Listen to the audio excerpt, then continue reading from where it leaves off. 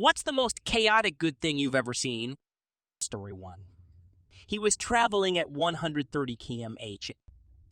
As I approached a small van that was directly behind the truck while traveling at the speed limit on a 2-lane highway, the driver of the van abruptly swerved into the left lane, leaving me with the option of either swerving slightly to the left while applying heavy braking or immediately colliding with the van at high speed.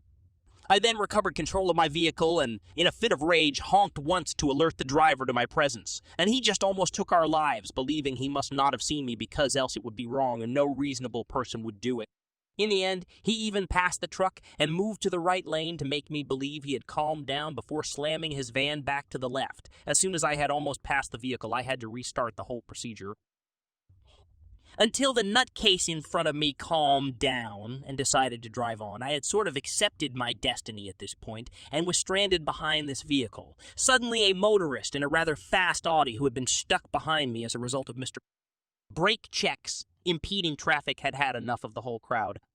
He quickly passed the van driver after passing the truck by using the emergency lane, then decided to pull the mother of all brake checks on him by immediately blocking any path the man could take without colliding with the Audi that was now in front of him. I used this chance to eventually pass the vehicle and continue traveling. Seeing myself in the rearview mirror where the van had stopped unharmed as far as I could see, beside the road I could see a cloud of dust.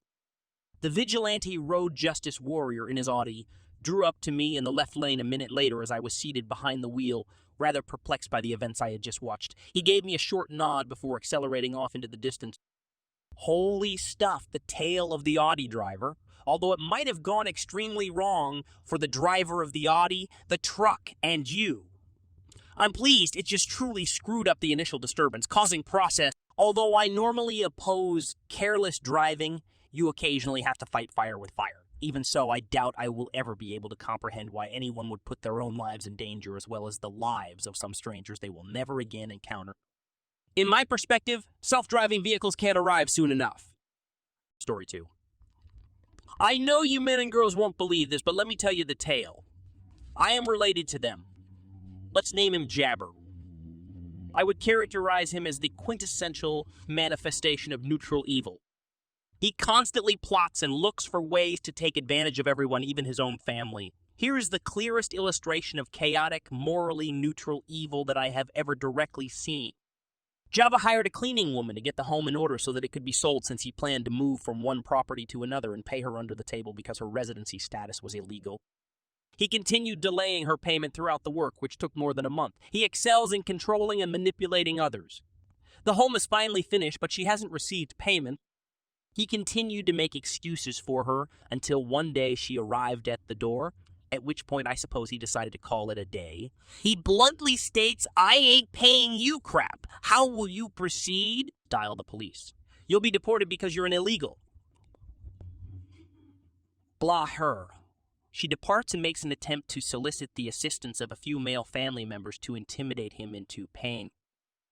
But until one day when he was gone from home for the whole day, he simply wouldn't answer the door and thought it was humorous.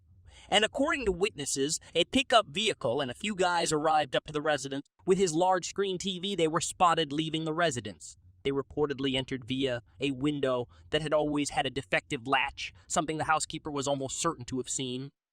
They departed without taking or causing any damage to anything else.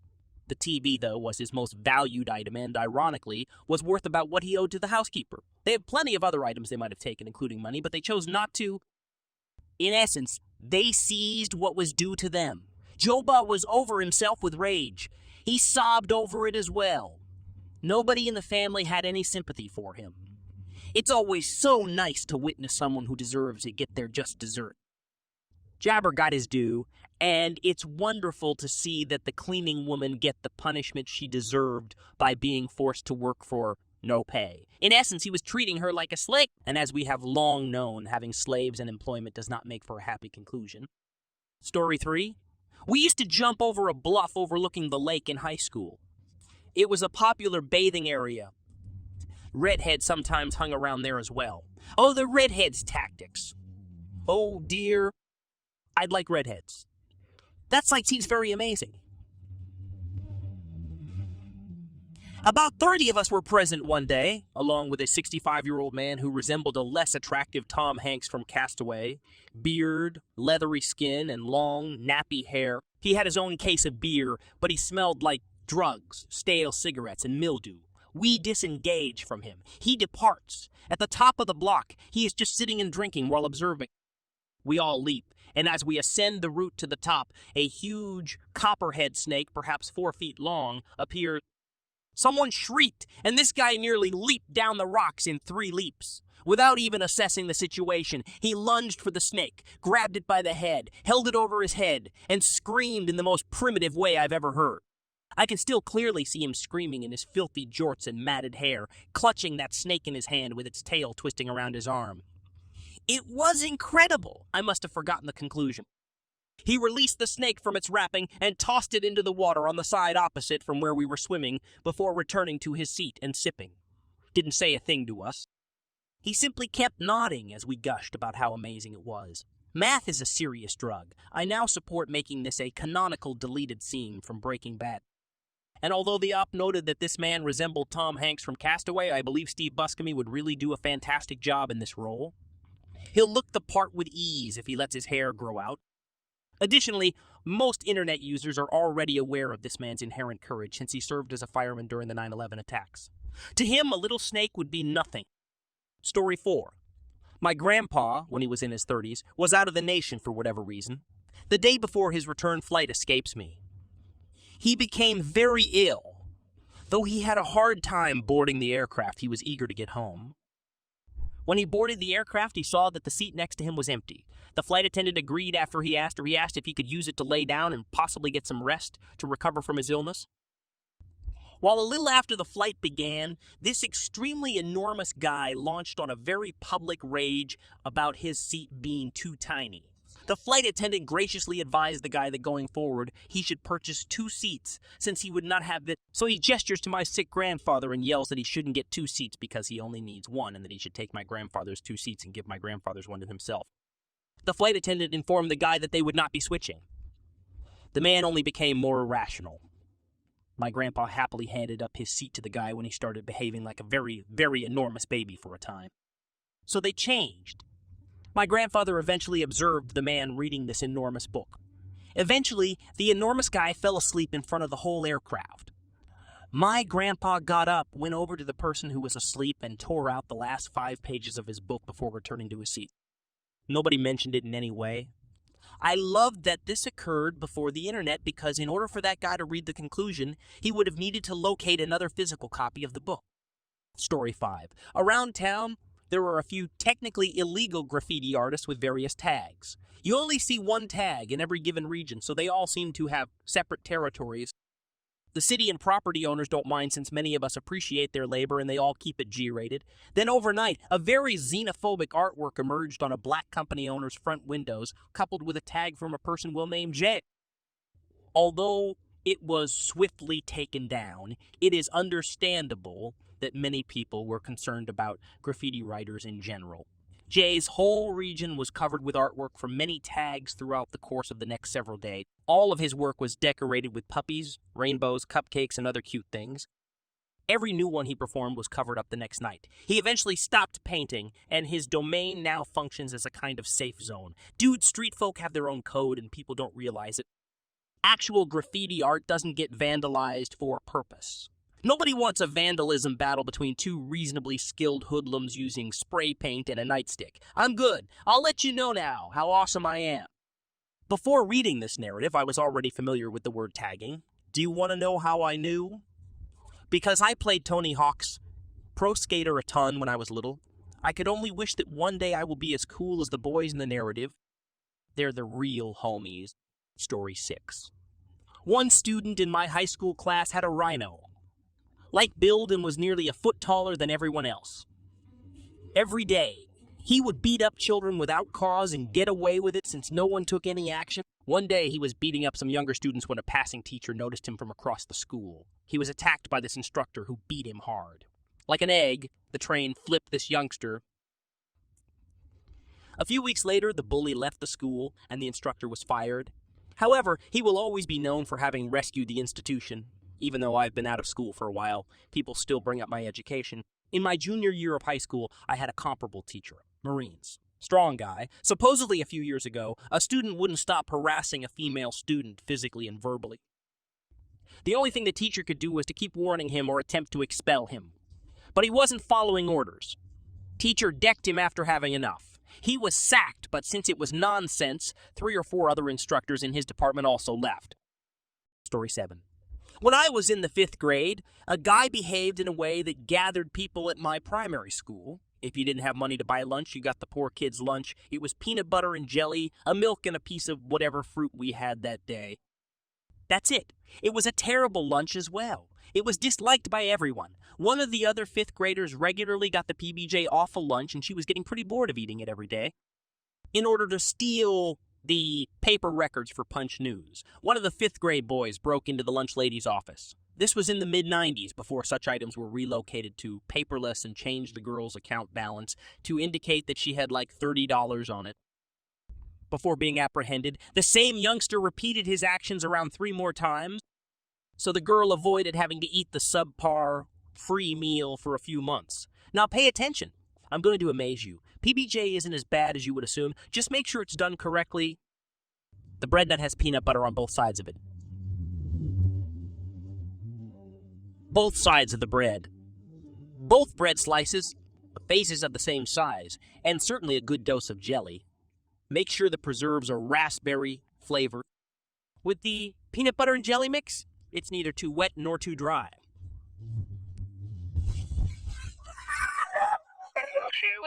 We need a sandwich bag and sit on it. By sit on it, you're trying to make it a little moist.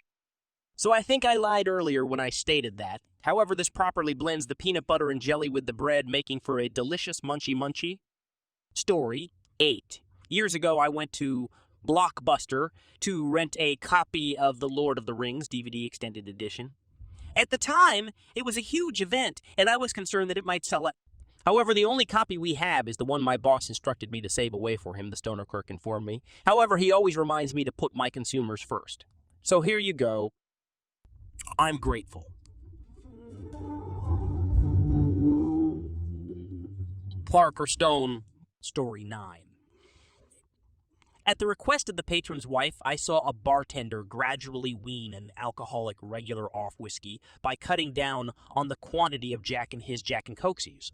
Unbeknownst to him, he was not even drinking. He just participated in the ceremonial of the event. He continued to drop over to hang around, shoot the breeze, play some darts, and drink some Cokes. What a fantastic bartender and wife.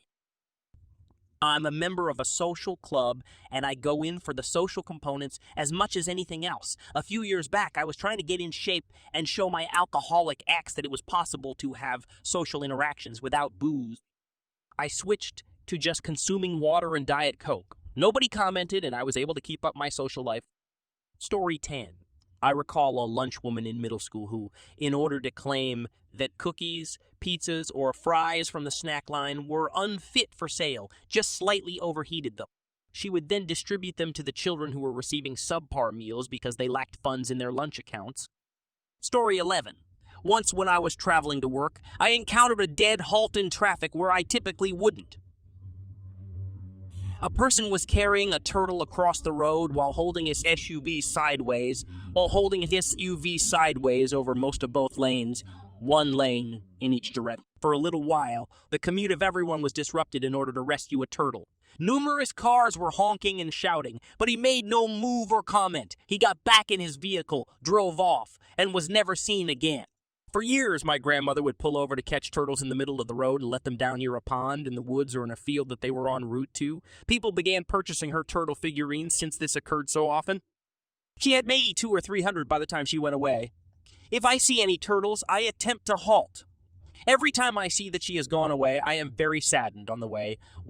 Currently, a large pond borders the rear of my home, and we often observe turtles attempting to enter it.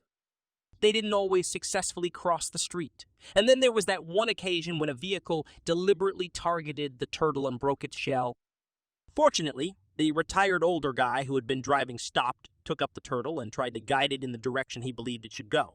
That was indeed my backyard pond. But since he is elderly and somewhat senile, he makes no inquiries whatsoever. I just let the elderly guy continue on his way after seeing him bringing a turtle into my backyard. Story 12. My late best buddy loved to snort cocaine and drink whiskey. He decided to take a fifth after receiving his tax return. Do an 8-ball, then vanish.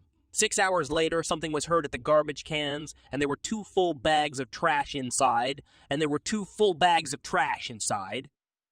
He twice went around the whole neighborhood cleaning up rubbish, including cigar butts. Do my former housemates experience a similar situation? One night, after eating an absurd quantity of mushrooms, I went to bed with them expecting the apartment to be much worse off than it already was. Instead, I woke up to find them up all night cleaning and preparing breakfast for us all. Most joyful surprise of my life, to be honest. Story 13. A well-known elementary school bully grabbed my Game Boy Color with Pokemon Red and said, "Give me that."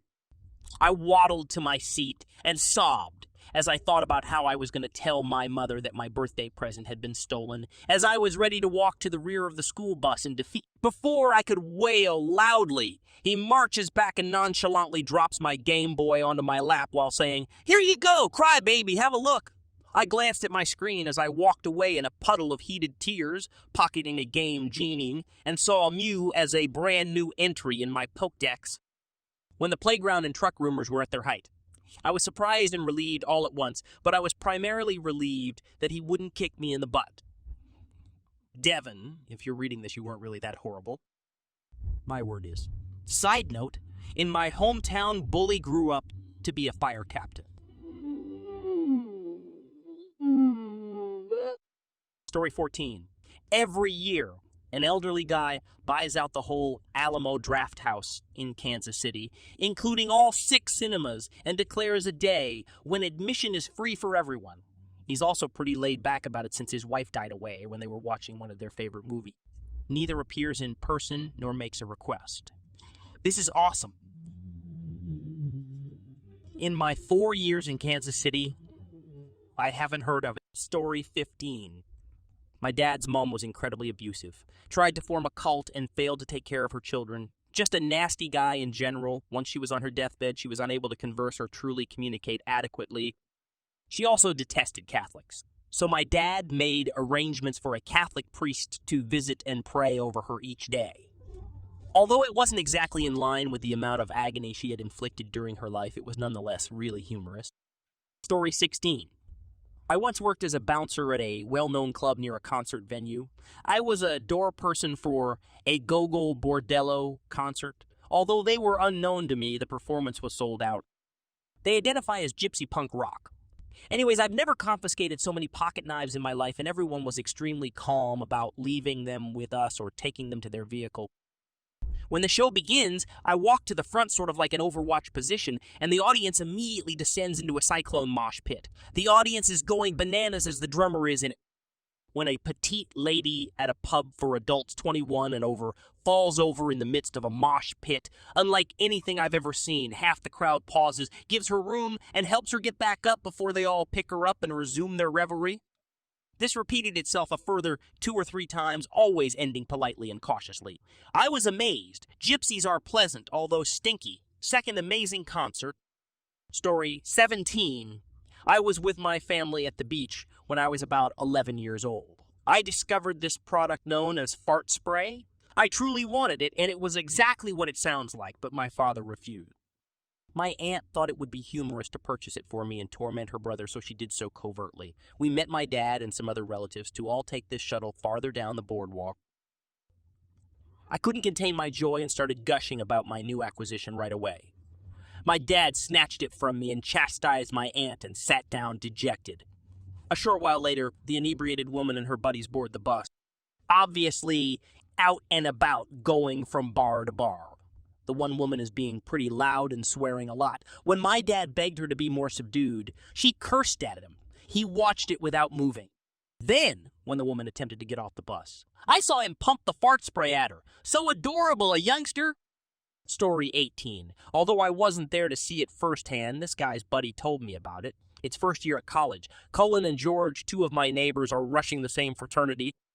George and his roommates were asked over for breakfast one morning since my roommate had a thing for George. We inquire about what they're up to, make small chat. Anything jazz. George was just expelled from the fraternity for drug use, it turns out. You may be wondering what he did. Although he can't recall anything, Colin claims that when they were at a party, George saw someone put something in a girl's drink. Rather than adopt a rational strategy, inform her not to consume it. Take it from her and dump it out. I could go on forever.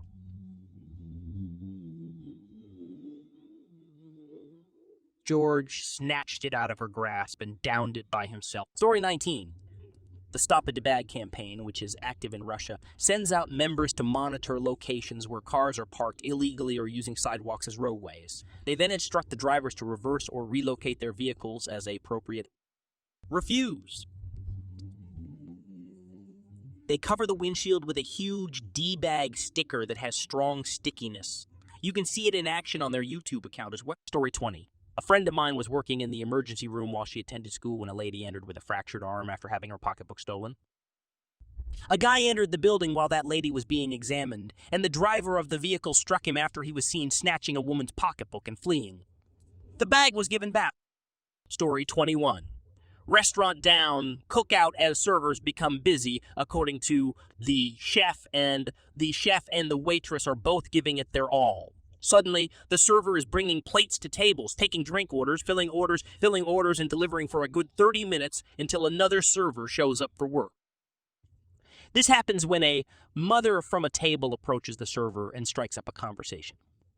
I really hope they finish their dinner. Story 22. I vaguely recall seeing a headline. I'll do my best to quote it, in Argus, not the Onion. Man on L's brings himself into the police for larceny after breaking into his neighbor's home and taking their dog while he believed the structure to be on fire. Many claim that's not how acid works. He supplied this justification, which was probably easier to understand than what was really going on in his thoughts at the moment. Story 23. Ivan is a friend of mine. Long ago, I had no money at all. I had to spend 2 weeks without eating when my rent was due because I was so broke. Anyway, when my buddy Ivan came over and asked whether I had anything to drink, I replied that I had water in the refrigerator. He could see I had nothing else in the fridge. Water, 1 gallon. He looked through my cabinets. I informed him of the cover the police were in since I believed he was hunting for a cup. Dude, I'll be back in 30 minutes, he just stated. He arrives with 10 bags of goods 30 minutes later. I first said, dude, you didn't? When was the last time you had food? He asks after interrupting me. I could not get the courage to say it. And he just said, huh? Absolutely, dude. I'll always remember it. It's not very chaotic here. Just a quick farewell, mate. It's always encouraging to hear of folks lending to others who are struggling. The fact that he didn't make a big deal out of it and just brought food over without asking anything in return is very heartwarming. That is the essence of a real friendship. Story 24. My younger sister was dating a violent man. With him, she had a little daughter. She was brutally beaten by him.